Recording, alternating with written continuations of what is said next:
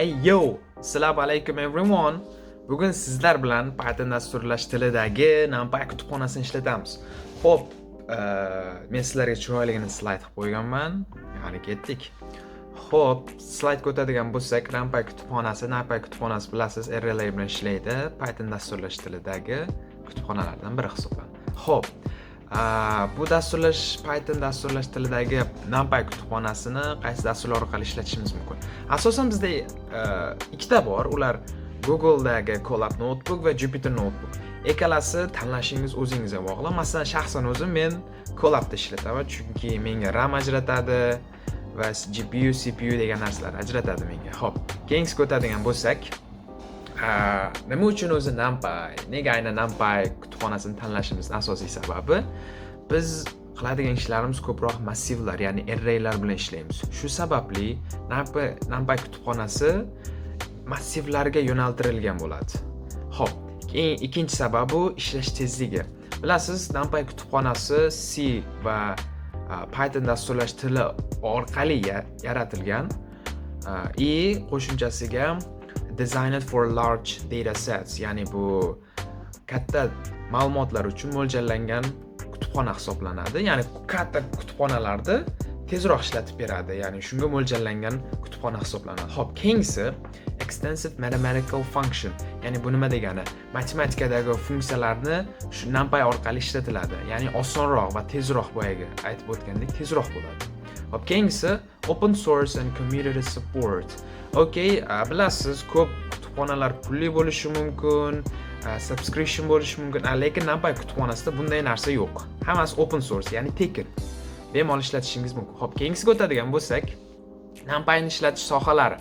Bilasiz, hozirda data science va machine learning sohasi juda ham rivojlanib kelmoqda. Asosan NumPy va Pandas kutubxonalari orqali ishlatiladi.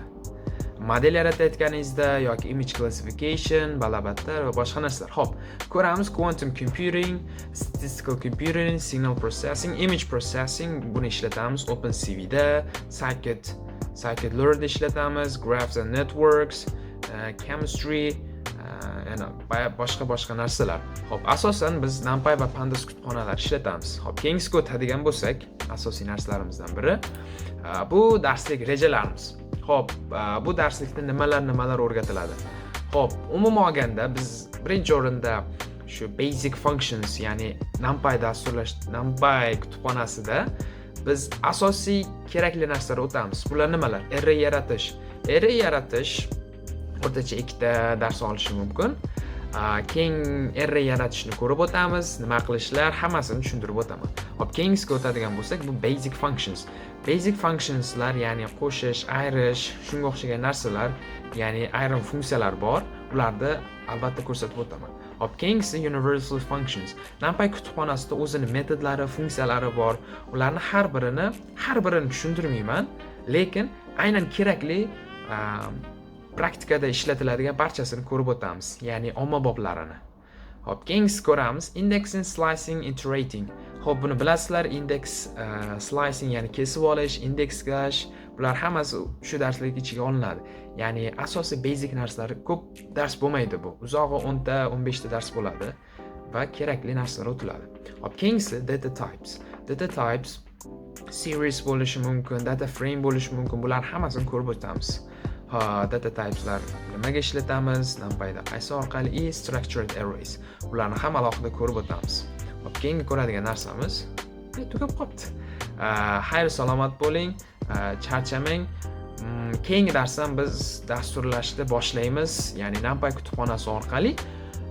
Men sizlarga shuni aytmoqchimanki, to'g'ri, ko'p joylarda xato qilib qolishi mumkin. Ular to'g'ri tushungan holda qo'llab-quvvatlashni unutmanglar. Xayr salomat bo'ling.